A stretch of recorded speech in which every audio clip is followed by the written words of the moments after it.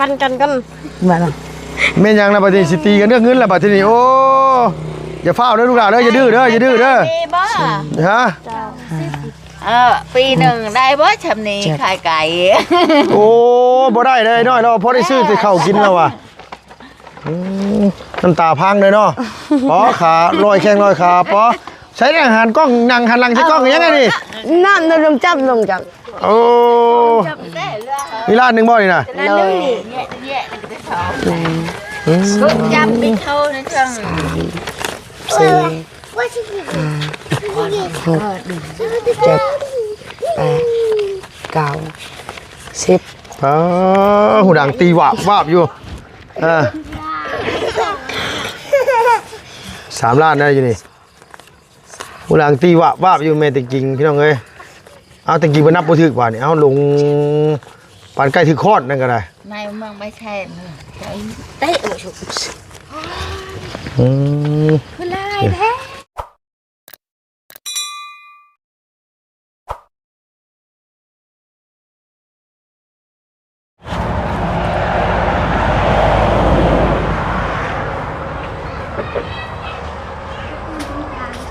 หลังใหญ่ลีโลได้พี่น้องป้าหลังเจินเทินอยู่เนาะมันกับเมื่อยแล้วคันสมมุติไอ้น้อยเราเฮ็ดโดยเฉพาะกำลังของเราเองนี่เนาะพี่เนาะคันพ่อตะกิงเฮ็ดหรือว่าเราหาผู้เดียวเรานี่บอกไว้เลยพี่น้องเอ้ยบอกขอโทษน้ำน้อยจะตายปะพุ่นแหละลุงว่าอะไรมันบ่ได้เนาะกันว่าเราเฮ็ดเองแล้วนี่นอกจากถึกรางวัลที่400 ล้าน800 ล้านสิได้อยู่เพื่อนนี่ใหญ่ลีโลบึกใหญ่เลยเนาะเอาพี่น้องเอ้ยอันนี้ก็ทางเฮือนทางซ่านของน้องตะกี้เขานี่ก็ยังบ่มีแนวคืบหน้าเนาะเป็นว่าเพราะว่าทั้งนี้ทั้งนั้นก็ทางอาจารย์ลาวเพิ่นเอาสร้างเวียดมาถามเมื่อนั้นก็ทั้งผู้ใหญ่ใจดีทั้งอ้ายแล้วก็เพิ่นยังบ่ว่างเนาะถามอาจารย์ลาวเบิ่งได้ว่าอ้ายเรายังบ่ว่างเรายังติดธุระอยู่ว่าซั่นว่าใจเย็นๆเนาะเพิ่นเนาะว่าอ้ายเราอยากฝากมาสมทบหรือว่าอยากรับเมาเฮ็ดเฮือนนอนตะกิงให้มันแล้วมันทั่วเป็นลางๆไปว่าซั่นว่าโอ้ยเนาะคันแล้วนี่ก็ถือว่าบุญกุศลกองบักใหญ่เด้พี่น้องเอ้ยเนาะคันว่าหาบไปได้ค้อนไปได้บ่เบิดได้ผู้เดียวนี่พี่น้องเอ้ยต้องหาหมู่หาพวกหาบไปนำคันว่าบุญนี่นะใหญ่อีหลีคันว่าเฮ็ดแล้วเนาะตัวอย่างไงเลยอ้ายเรานี่เฮ็ดโครงหลังคาอันขึ้นโครงหลังคานี่มันเบิดอยู่40 ปลายล้านพี่น้องเนาะ40 กว่าล้านป๋อลุงยอมรับเลยว่าแพงแฮงแต่กับมูลค่ามันสูงอีหลีโลโอ้ยใช้ละวอนมันยังลูกหลานน่ะมันยังน่ะใช้เบิ่งนู้นหาลุงเบิ่งนู้นหา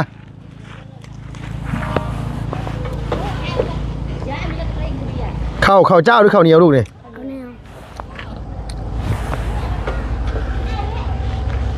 หอมโอ้โดยละวอนกำลังกินข้าวอันแม่แต่งกินเฮ็ดหยังกินเด้เนาะเดี๋ยวไปเบิ่งก่อนพี่น้องน้อยบ่รู้ว่าแม่เพิ่นเฮ็ดหยังกินเนาะอันสาวีกับไอ้น้อยพี่น้องเอ้ยทางอ้ายแล้วก็ไปขายไก่แล้วมายังบุกมื้อนี้ก็ได้กินข้าวแล้วบ่เฮ้ยแล้วสบายดีโดยสบายดีคือตะปุตะปิอยู่มื้อนี้บ่เหรอขนาดว่าอดข้าวได้นี่นะอดข้าวยังตุ้ยบ่นี่นะลุงต้องมาซี่ใส่ลุงเลยโดยลุงกับล้านพอดีเว้าคือเพิ่นว่าหยังหั่นใช่แม่เจ้าเด้ใช่ขออนุญาตเป็นว่าเปิดกล้องก่อนโดยเอาสบายดีแม่ยังคลุกคุกคิกอยู่เฮ็ดหยังนั่นน่ะแปรงฟิตอันนี้นี่ทางใช้ข้าวว่นี่น่ะใช้เปิดด้วย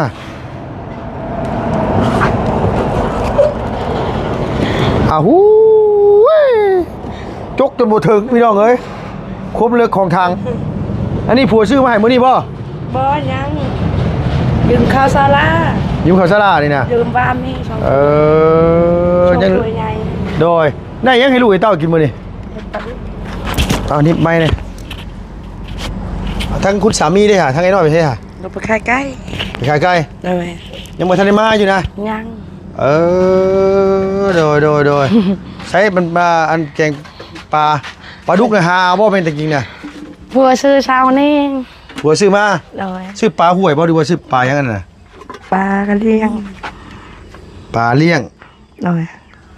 ปลาดุกเลี้ยงนี่เนาะ เลย กินนี่บ่แมลงนี่ เลย เส้นแบบนั่นแบบพักบัวเส้นหนึงกับบ่มีพักอีหยังเส้นหนึงกับบ่มีนี่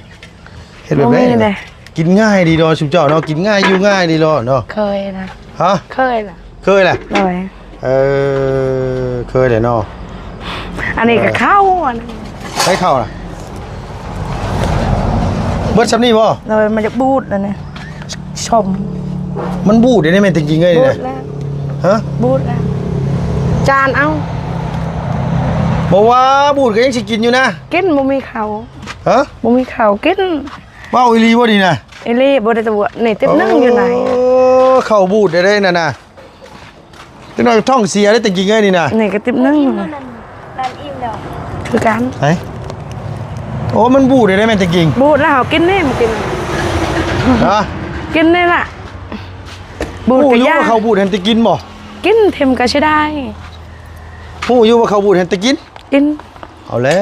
วขมังแหน่พี่น้องเอ้ยเนาะ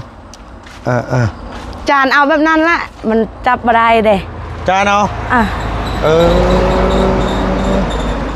โพดโพไอ้น้อยไปใช้หน่อยนะ เราไปขายไก่ ไอ้น้อยไปขายไก่ หน่อย ยังบ่ทันได้มาอยู่ ยัง เอา แล้วมากับพุ่นละ6 โมง 7 โมงพุ่นละ โดย แบบว่าเราขี่รถมันรอบบ่เห็นหุ่งปานใดแล้วค่อยไป เราคอยมา ค่อยไปค่อยมานะ ไปนั่งพุ่นไปนั่งอยู่หั่นนั่งอยู่นี่นั่งอยู่นี่ไปตะกี้ไปนั่งนู่นกะไปนั่งไปแล้วเนาะโดยตะกี้ตัวคือบ่กลับไปขายไก่น้ำพ่อตัวลูกหลานตัวหยุดมาเวียกหยุดงานหยุดเรียนหนังสือบ่ฮะ ไฮแลนด์ขี่ยางนะ เอาขี้ยางกับขี้แหละ ไปไปไป ไฮแลนด์มุดยางเข้าไปนะบอก เอาขี้ยางกับขี้แหละเห็นได้ชัดเนาะ โอ้ยไฮแลนด์ใหญ่กว่า เอาจะมานั่งพังนี่มานั่งกับแม่ใช่พี่ น่าจะกูน่ะ พ่อพังนั่งพังนี่นั่นละวอนมานั่งลุงมีลูกละมาทำกันดีกว่าเห็นว่ามีเนื้อแซ่บกับเบิร์นกันที่นี่นี่นะบ่ น่าเอาไปกิน กินโน่นนะมานั่งกินน้ำกันนี่ก็ได้นะมานั่งกินโน่นโดย น่าจะกู นั่งรถเดี๋ยวมาญาติลูกละไปด้วยสิไปเจ้าออกไปก่อนไปลูกแป๊โอเคเดี๋ยวมันมาญาติกินข้าวบนมือนะตำลังเซลอยู่มาก็ได้โพดดีโลเนาะ มากับมุ้ยกิน มาก็ยากโอ้ยมาก็ได้มาบ่มีข้าวกินเนาะ หน่อย โอ้ยเจ็บเลย เลยเอาไม้ในลุงหองเลย เห็นว่าสินั่งมันวิทย์มันบ่วิทย์นี่แหละโอ้ยเนาะ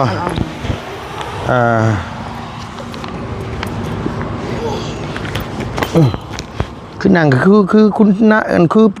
คือคุณชายคุณอย่างแท้นางขากล้วยห่างเชยอยู่นี่พี่น้องเนาะคือพ่อค้าว่าไงซะคือพ่อค้าเอามาเลาะซื้อไก่ซื้องัวอย่างเงี้ยแบบว่าถือสมุดมาพายกระเป๋าเอาว่าคือว่าจะว่ามันจะกินคือว่า คือ เนี่ยคือพ่อค้าเนาะ หน่อย คือพ่อค้ามาละเลาะซื้อแว่ซื้อหยังนะแบบว่าเลาะซื้อแว่ซื้อ หน่อย ชื่องัวเด้เพิ่นก็มาดสูงได้พี่น้องเอ้ยบ่ค่ะเพิ่นก็เฮ็ดนางขากล้วยแหนงนะเพิ่นแบบว่าขากล้วยห้างอะไรบ่ภาษาบ้านเฮาก็ได้ หน่อย นางขากล้วยห้างเว้าแล้วเพิ่นต่อรองแล้วชื่อหมูชื่อหยังนะคือบ่ลูกได้แต่เป็นพ่อค้าเลยลุงน่ะได้แต่พ่อค้าแหละ ลุงบ่คือผัก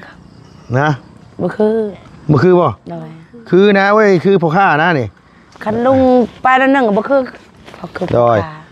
อ่านหนังสือเป็นอยู่บ่ บ่เป็น บ่เป็นก็บ่ให้แล้วฉะนั้นมื้อนี้นะ เขาบ่มีกินก็สร้างแล้วเนาะ เอ้าบ่ให้ก็เฮาบ่มีข้าวกิน ลุง เฮ้ย เจ้าน่ะลุงมาถามแล้วเจ้าน่ะเนาะสิถามไปยังละวอนเจ้าอ่านหนังสือเป็นบ่ลูก เราบ่เป็น อ่านหนังสือเป็นบ่ ล้างมันนะ อ่านหนังสือได้อยู่บ่ใช้มานี่อยู่มานี่มึงมันมาอ่านให้หนูฟังนี่นี่ ละดอย เอาในจอจาน เอามาพี่โรดนะจานเข้านะมาพี่โรดเอามาพี่ จอเลยดอย ดอยมาพี่มาโอ้มาญาตินะลูกล่ะมารถเฮ็ดมาขึ้นเทื่อได้บ่เนี่ยมานี่มานั่งนี่โอ้นั่งได้บ่วะได้ยีดอกมา มานั่งนี่แหละนั่งนี่โอเคได้นี่โดยอ่านดูเพิ่นเขียนว่าในไรนี่นะ ปลำตัว มอบสายของขวัญเนาะ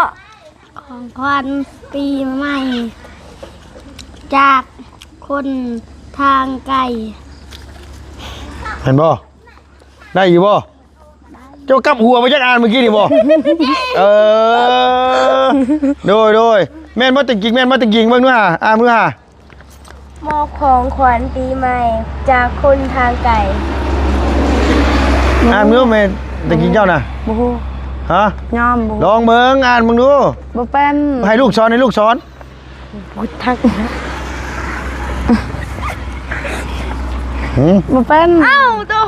มอบของ มอบควาง ขวัญปี ของขวัญไป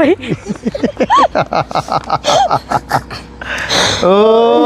ยพี่น้องเอ้ย อันนี้ก็ เนาะ ลุง เรียนปหนึ่ง ลุงแม่จริงนะคะเขาให้ยังล่ะเขาว่ากันอ่านได้ละได้เด้อคันอ่านบ่ได้ล่ะบ่ได้ยอมเลย ยอมเลย หมู่ได้ก็ช่างละ บ่ได้เป็นจักโตเลยบ่ เป็นจักโต กองมีกับเจ้านี่ไผเป็นหลายกว่ากัน บูฮู้หม บ่ ด ฮู้มา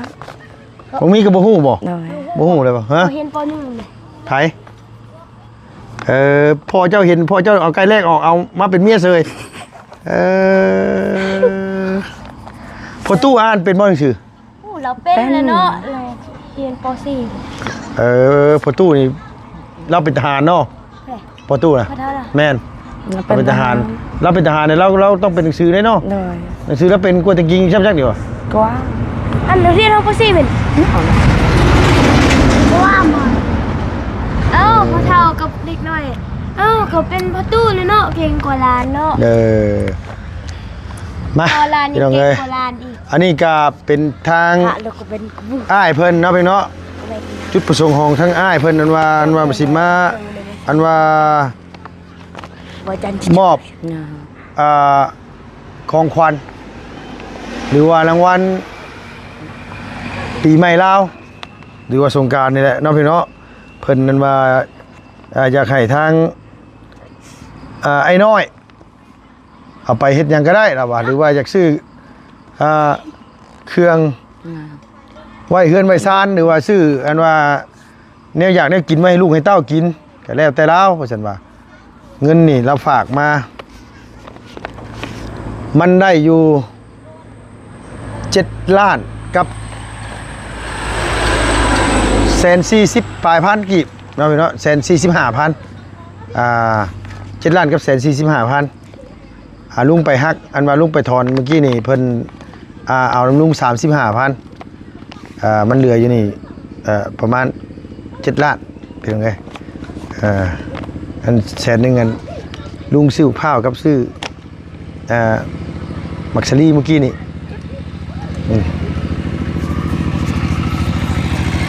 เอาลุงก็ว่าความจริงตัวใช่ลุงว่าได้จ้ะ ไอ้ลุงจาง หัวยังโอ้เพิ่นว่าเพิ่นได้กินมักซารี่ฟรีแล้วเมื่อกี้เนาะเนาะโอ้ลุงก็ฉลาดคือกันแสนหนึงลุงก็เอามาซื้อมักซารี่ลุงก็ใส่ซองมานี่น่ะฮะ ลุง โดย ไพ่เขียน เป็นยังไงมันบ่งามใช่ป่ะ ไพ่เขียน บ่แม่นลายมือลุงลายมือบ่บุญสารวัตร เราก็เขียนคือบ่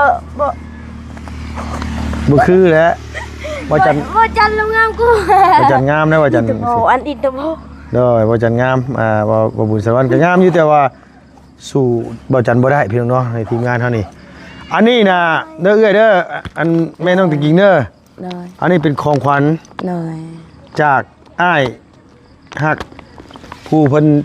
ซื้อสังกะสี เลย เฮ็ดขึ้นหลังโครงหลังคาให้เจ้านี่แหละ เลย เพิ่นฝากเงินมาให้เจ้า เลย หรือว่าเราอยากซอยไอ้น้อยนั่นแหละ เลย เราอยากซอยผัวเจ้าให้มันค่อยเป็นค่อยไป เลย เพื่อนนั่นคันว่าเจ้าอยากโทรหาเราก็บ่ต้องเกรงใจก็ได้จะโทรไปเด่นเราก็ได้ให้เราเพราะว่าสาวของมีเฟซให้เราอยู่ของมีเฟซอยู่ เราซื้ออะไรก็ ฮะ เราซื้ออะไร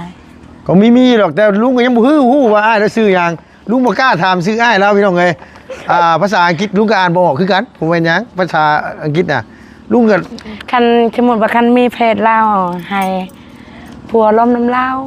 โอ้แม่นอยู่ให้น้อยลมลาวได้อยู่ โดย ให้น้อยลมลาวเราอยู่ตัวน้อยๆแหละ โดย แล้วก็เราเป็นอ้ายน้อยปีหนึง โดย เราอายุ63ปี โดย ไอ้น้อย62เนาะก็เป็นอ้ายน้อยอยู่ปีหนึงพี่น้องเอ้ยเราก็บอกว่าคันว่าเขาไอ้น้อยเขาไม่ต้องจริงๆเขาจริงๆอยากโทรมาเล่นน้ำกะโทรมาได้เราบ่ต้องเกรงใจเราอ่ะไอ้รับเป็นเพื่อนอยู่กับสาวกงมีให้ของมีโทรให้ก็ได้เราอ่ะนะคันจะคุยกับอ้ายเราโทรไปขอบบุญขอบคุณ โดย ส่วนโตก็โทรไปที่เพิ่นชดเป็นซอย โดย อ้ายเราก็เราบอกอยู่พี่น้องเอ้ยว่านี่อยู่แต่ว่าลุงลืมชื่อแล้ว เพราะว่าลุงกับอ้ายเรานั่นชวนไลน์กับมีแต่คุยกันทางเว้าเอานะส่งเสียงเอา โดย คุยกันแบบว่าคุยโทรหากันนิดหน่อยเทื่อมีแต่ช่วงหลังๆมานี่แหละเลยโทรหาอ้ายแล้วเรื่อย โดย หลังๆมาโทรหาอ้ายแล้วเรื่อยกับเราก็โทรมาเล่นน้ำเรื่อยแน่ว่าไงก็คือลุงก็คิดว่าเพิ่นเหตุการณ์เฮ็ดงานในลุงก็เกรงใจแล้ว โดย ก็บ่กล้าโทรไปหาเพิ่นน่ะนะเอาก็ด้วยความเกรงใจนั่นแหละเพิ่นว่าลุงกับบ่กล้าโทรไปหาอ้ายเพิ่นเนาะ โดยอันนี้ก็ อันนี้ อันนี้ก็แกล้งใจเราคือกัน บ่เป็นหยังมื้อนี้ก็คือเป็นวันอาทิตย์สิก็โทรไปเล่นได้ โดย บ้านเพิ่นตอนนี้กำลังแจ้ง ได้ กำลังสิแจ้งตอนนี้นะกำลัง6 โมงเช้าตอนนี้นะ โดย โดยเอาสบายดีเด้อตุ้แม่เด้อโดยเอายับมาอีกนิดนึงก็ได้ละบ่เด้อให้ตุ้แม่ตะกี้ยังไม่ลุกละตุ้แม่เราเข้าน้ำเนาะพอดีว่าเพิ่นเห็นว่ามันเงียบนี่แหละแล้วก็กำลังแล้วก็บ่หลายพี่น้องเอ้ยอ้ายแล้วก็ซอยมาหลายทางหลายเจ้าหลายคู่หลายคนแหละ โดย แล้วก็ซอยมาคือห้องน้ำของมีคือรุดสวนรุดไห้ของมีแล้วก็ปลูกมันปลูกนี่ของมีทั้งของมีแล้วก็ซอยมาก็10 ปลายล้านเศร้ากว่าล้านได้ทั้งห้องน้ำทั้งซื้อทั้งปลูกมันปลูกอย่างรุดสวนรุดไห้ โดย เฮ็ดหลายอย่างหลายแนวเบิดลายเลยนะแล้วก็ทั้งเจ้ากับเบิดเกือบ50 ล้าน 40 ปลายล้านรวม2คนนี่เกือบ100 ล้านแหละ มื้อนั้นเฮาไปบ้านดงมื้อนั้นลาวบ่เท่ากงมีสาวกงมีเฮาก็เอาเว้าน้ำลาว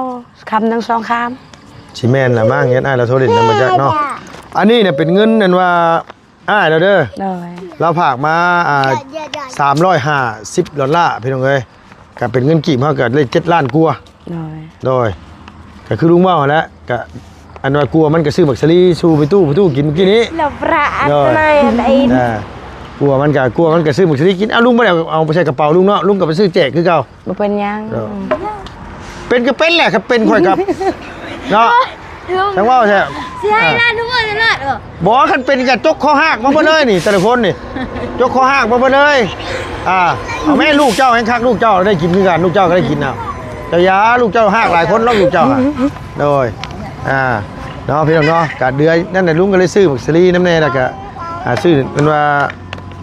อันนี้มาฝากบักข้าวเนาะเอาอันนี้มอบให้เจ้าเด้อ โดย มาทางนี้เนาะใช่ทางนี้จะได้ลงนา เจ้าอย่าอายเจ้าเป็นผู้สาว บ่มาได้เงินนั่นล่ะ โดยนับเบิ่งก่อนได้นับเบิ่งก่อนได้ บ่เป็นหยังนะลุง นับเบิ่งก่อน เลยค่ะ ใครจับ แค่เงิน พัว50พรนำแหละ บ่ค่อยให้ว่าเราสิพรดีจะพ่ออย่าพาให้เราพรเด้อบ่แรงเด้อให้เราพรมื้ออื่นเด้อ โดย เรื่องแค่ ได้ชื่อข้าวกิน เดี๋ยว เบิ่งแม่เด้อแม่ เฮ้ย ทำเป็นนับจำในลุงอ่ะ ฮะ เป็นนับ อุ้ยนี่ก็มัน ตื่นเต้นกันนะ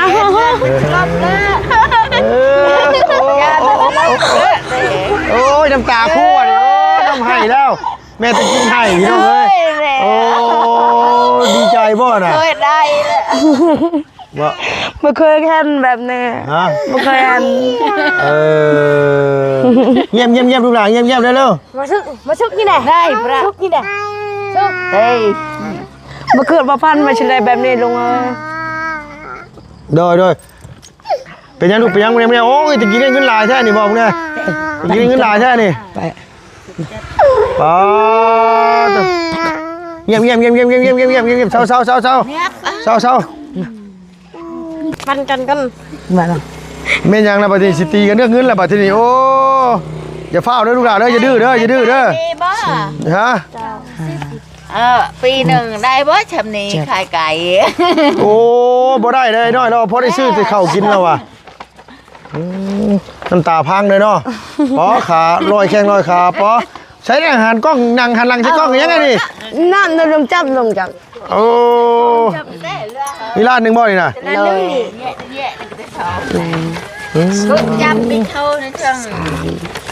4 ว่าสิ 7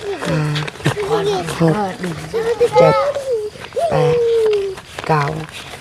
10 หูดังตีวาบวาบอยู่3 ล้านได้อยู่นี่หูดังตีวาบวาบอยู่แม่จริงๆพี่น้องเอ้ยเอาจริงๆมันนับบ่ถึกว่านี่เอาลงปานใกล้ถึงคลอดนั่นก็ได้ นายมึงไม่ใช่เนอะเตะโอ้ชุบ คือลายแท้ ปวดโพยังว่าสลาเลย โอ้ยจักสินับได้จังได๋เนาะ เล็บนั่นน่ะ โอ้ยค่อยลืมแล้วนะลุงนะ มา เอาจะชนกันจะชนกันทุกอย่างจะชนกัน 5ว่าจะมา5 6 7 8 อ๋อทรงผมลูกเจ้าแม่คือฟู้คักแท้นะบ่ ตัวประมาณปะ เรา10 พาโธ่พี่น้องเอ้ยเนาะสิมาให้ข่อยจับยังเหมือนเงินข่อยมาให้ข่อยจับเนาะ ไอ้ตัวมือ ไม่ใช่น่ะ ล้านนึง ได้จักล้านน่ะ 10 10ครบพอดี7ล้านน่ะ พันญาติ ก็ต้องกับใน อ่ะ ญาติเป็นไรพัตราหนึ่งละ เอาลูกขึ้นจะแม่นี่ ปูปันปูปันมากเลย 7 ล้าน7 ล้านครบแล้วล่ะเงินน่ะ7 ล้าน อยู่ว่าปืนได้700เมื่อไรเจอจ้า เลย มือสั่น ดีใจ นี่ ด้วย ค่ะดีใจจนให้แม่ดีเอ้อโดย ไม่อะบ่เคยพ่อบ่เคยหัน โดย ไม่ใช่ได้แบบนี้ เอาละบอลเนี่ยบอกลูกหลานให้แม่จะมาขอบคุณทั้งกันว่าไอ้เนี่ยจะดีเพิ่นเนาะคันว่าอยากโทรว่าเล่นน้ำเล่านั่นให้สักคงมีโทรหาเราก็ได้เด้อ ได้ โทรไปขอบคุณขอบใจอ้ายเรา ได้ โอ้ยเดี๋ยวจังนับก็ได้ลูกละ แกะยาวละ ได้ยิ้มโอ้ พวกอันพวกลุงพวกขายไก่ไตอยู่นำกันบ่ได้แต่ซ้ำนี่ได้ลง ถ้าบ่เคย จำ เอ เลย บ่เคยได้สำนี้นะ บ่เคยจับเลยแบบนี้นี่ลงสมมุติว่าคันได้กำไรล้านหนึงหรือล้านห้าก็หมดซื้อกินนั้นซื้อเขา มื้อเนี่ยแกเห็นถ่ายรูปเปียกตายเลยนะ อ้าวน้ เมื่อไร7 ล้าน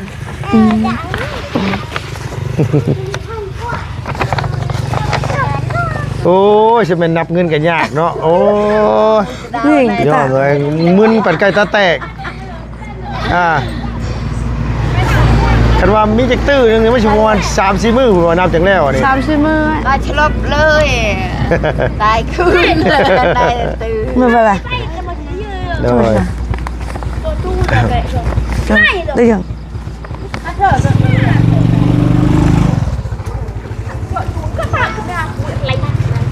โอ้ย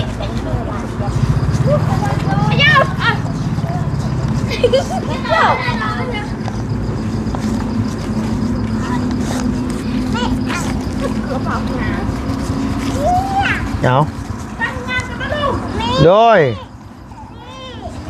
อาตะคัดได้ชุบเพื่อมันไม่โทษเนี่ยไป ดอม เอาไป แล้วพี่น้องเอ้ยยันบ่ครบดอกเงินข่อยมื้อนี้ครับว่า ฮะ ขาด เอ๊ะปีก่อนได้ 1 2 เงินแต่คนแต่บางคนกินน้ำมันก็เป็ด 6 7 8 9ได้แต่แกล้งแม่ไม่ได้ ยันอยู่ในนี่ โอ้มันสิไปใส่อยู่หั่นแหละอู้ยนับไปนับมาเงินเฮียบัดนี้นะกำลังนำโอ้ยตายแล้วโอ้ยตาย เดี๋ยวเอาอยู่ใส่ เจ็บเสร็จ น้ำเฮาเลย เลือกเพื่อ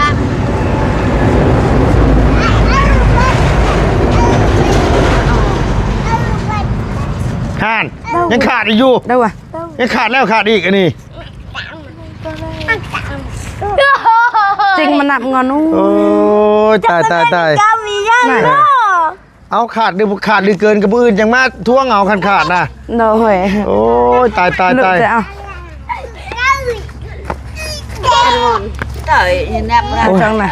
คันหัวได้พี่น้องเอ้ยเงิน7 ล้านนับ8เทื่อยังบ่ครบอยู่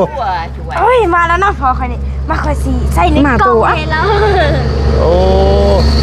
ปีน้อยมาแน่เนาะ ใช่แบบนี้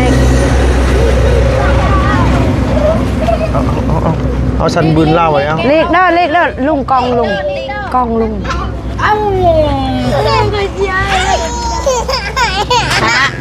ตีปลาจุ่ม ใจเด้อ ลมตลอดก้อนแหละ พ่อเหนื่อยหน่อยพ่อในเบิ่งหน่อยกว่าฮะพ่อในเบิ่งนี่กว่าหน่อยไป มอดก้อนจากแล้ว วันนั้นเห็นเจ้าพ่อนี่นะพ่อในเบิ่งนี่กว่าจังบาทไปพ่อเกี่ยวเมียจังเบิ่งในพ่อเกี่ยวเมียเบิ่งในหน้าจังบาทไป พ่อขอโทษนะ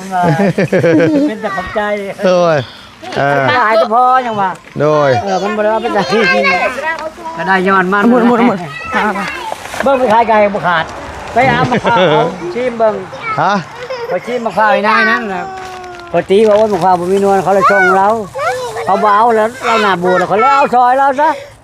มากเท่าไหร่น่ะ โอ้ยเราว่าไล่เราว่าเอาเจ้า5,000ก็ได้เราว่าเอาซอยเราว่าอย่าเราหายกับบ่แฮงปกติของเราอ่ะซื้อมะพร้าวโอ้ยเราหาชิมคนลึงเคยนะ โดย ชิมบางคนมะพร้าวบางคนบอกว่าโอ้ยบ่มีนวลเขาเลยส่งเรา ไปแล้วเอาเมื่อยลูกกิน โดย โอ้จะได้ มุดบ้า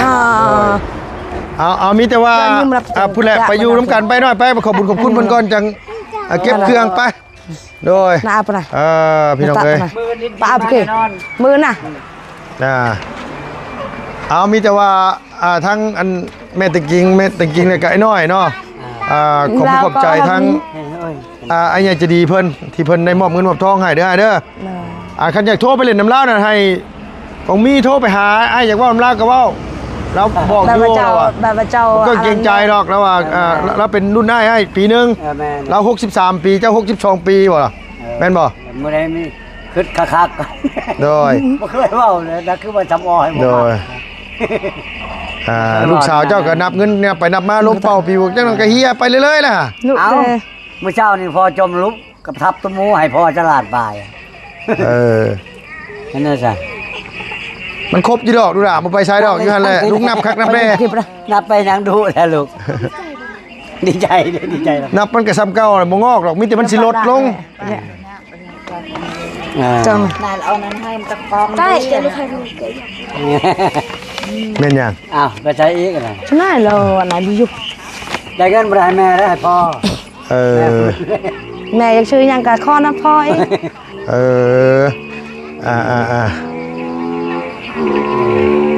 โอ้ยหูด่างแห้งปึงอยู่แห้งปึงขึ้นเอาหูด่างเนาะหูด่างแห้งใหญ่อยู่เนาะแห้งใหญ่ขึ้นหูด่างเพิ่นน่ะเอาพี่น้องเอ้ยนะนี่ก็เป็นทั้งไอ้ใหญ่จะดีทั้งไอ้หักลุงนี่แหละแล้วก็จากซอยไอ้น้อยเราว่าเจตนาของเราซอยไอ้น้อยเลยเราอยากให้ไอ้น้อยมีกำลังใจค้าขายเพราะว่าปีใหม่เล่านี่ก็เคยได้บ่ไอ้น้อยแบบว่าของขวัญปีใหม่เล่านี่7-8 ล้านสิเคยได้บ่ บ่เคยมีให้ไปให้อันนี้ พ่อแม่ก็เคยบ่เคยให้บ่ พ่อแม่เสียมาแล้วไอ้น้องก็มีอยู่แต่ว่า บ่เคยให้ บ่แม่นเขาไปขอเขาก็อาจจะให้อยู่แต่บ่ได้ขอ บอกว่าถึงว่าบ่ได้คอนะแต่ว่าเพิ่นเอาให้นี่บ่ได้เนาะทุกข์ยากนี่เพิ่นก็บ่ได้เคยยืนเนาะ บ่ อันนี้บ่แม่นพี่แม่น้องเขาเพิ่นก็ อันนั้น เนาะเพิ่นเห็นก็ยังฮักแพงเฮาปานนี้เนาะ แต่ทำไปขอจะเขาก็คือสิให้อยู่ โดย บ่ได้ขอแข็งปากนะครับเป็นลุงไปขอหลานแล้ว โดยมันอันนี้คือนิยมเนาะว่าง่ายเนาะมีพี่น้องจักคนเนาะเจ้า มีอยู่9คนแต่ว่าเขาก็บ่มี บ่ง่ายทุกข์ยากคือกัน ทุกหน้าคือกัน เอา เขาก็บ่กล้า โดยมีแต่ว่า ขนม โดยอันว่ามีแต่ว่าอ้ายขอบคุณขอบใจทั้งอ้ายแล้วเนี่ยอันมีแต่ว่าให้ บ่ได้ว่าก่อนมันลืมมาแล้ว ตายย้อนเต็ง ก็ขอบคุณเพิ่นที่ ขอบคุณครับผู้ใหญ่ใจดีเด้อที่เอาเงินมาให้ ขอให้สุขภาพแข็งแรง สุขภาพแข็งแรง ให้ร่ำให้รวย ทำให้รวย ขอให้เฮ็ดหยังทำหยังก็ขอให้เจริญก้าวหน้าหน่อยๆเนาะ ขอให้ขึ้นให้เกินหน่อย โดย เกินก้าวหน้า โดยขอให้ร่ำให้รวยนี่แหละสุขภาพแข็งแรงปีใหม่กันเนาะ แรงตลอดเด้อให้ โดย ให้ยืนเด้อ โดยเอา พี่น้องเอ้ยโดยเอา คนบ่เคย อันนี้แหละเพิ่นเว้าอยู่คนบ่เคยแหละ อยากยากเว้าแน่ว่าไงซะเอาอันว่าแม่ตะกี้เจ้า แล้วให้ลูกว่าก้อนแล้ววะ สร้างเอามันสร้าง เขายังบอกเก่งกว่านะ มันสร้างสร้าง แทงปากแล้วเมื่อกี้เคยได้อยู่บ่ละดุมากอายเนาะอาย บ่ได้มันสิอยากอายยังคนเฮามันเลือกบ่ได้หน่อยเอ้ยโดย อันนี้บ่แม่นพี่น้องเพิ่นก็ช่วย โดย สิเว้าได้ใด ให้พ่อหลานขอให้สุขภาพแข็งแรงความจิตอะไรความป่วยอยามีขอให้อายุยืนยาวคนมั่นบ่ มัน อายุมันขวัญยืน คนยืน คู่มือยังลืมเล็กน้อยพอจะแทงปาก ปรารถนาสิ่งใดขอให้ได้สิ่งนั้นนอนรับขอให้ได้เงินหมื่นตื่นมาขอให้ได้เงินแสนสุขภาพแข็งแรงหาเงินได้พันเท่าหมื่นเท่าแสนเท่าจ้า คนใจดีนะ โดยแล้วว่าคันอ้ายอยากลุกอยากเว้าอยากล้มแล้วก็โทรไปเล่นเราได้แล้วว่าโดย ขอบคุณ แล้วก็ว่าคันบ่มีคนซอยแล้วก็สิคอยเฮ็ดไปเรื่อยๆแล้วว่าเพราะว่าเราเห็นเจ้าเฒ่าเลยเราเห็นเด็กน้อยบัดยังน้อยอยู่เพื่อเรียนจบเพื่อหยังน่ะยันบ่แม่นหยังน่ะว่าขอโทษนํยันตายป้าลูกก่อนน่ะเฮือนบ่แล้วเราว่ามันเจ้านอนก็จะคิดบ่ คิดคอยคิดอยู่ เด้อ คอยยานตายเห็นแต่เช้าเลย โอ้ย คอยคิดอยู่บ่แม่นว่าบ่คิดได้ มันคนเฮามันอายุยืนได้เนาะ ขอบใจลุงเด้อที่เป็นสะพานบุญ โดยเอาแม่จริงยังบ่ทันได้ขอบใจแล้วเจ้าน่ะเว้าแม่ ก็ เนาะเอาเว้าอยู่ขอบใจเด้อจะช่วยเงินมาให้ลูกให้หลานได้กินข้าวขอให้สุขภาพแข็งแรงความเจ็บอย่าได้ความไข้อย่ามีปรารถนาชิ้นใดขอให้ได้ชิ้นนั้นเด้อจักจะว่าว่า ใจ เด้อ ใจเช้าเขาเฮ็ดพิษกับบ่แห้ง ขออยู่ยืนยาวเด้อ คนยิ้มมันตัวนี้เลยวะ โดย คุยปัญญาเลยว่าชื่อเขาไม่บ่รอด ได้คอยได้ นี่ สะ เขา พาน ปรารถนาชิ้นใดขอให้ได้ชิ้นนั้นเด้อ ไปยืมไปเท่าเขาป่วย นอนหลับขอได้เงินหมื่นตื่นมาขอได้เงินแสนเด้อสาธุ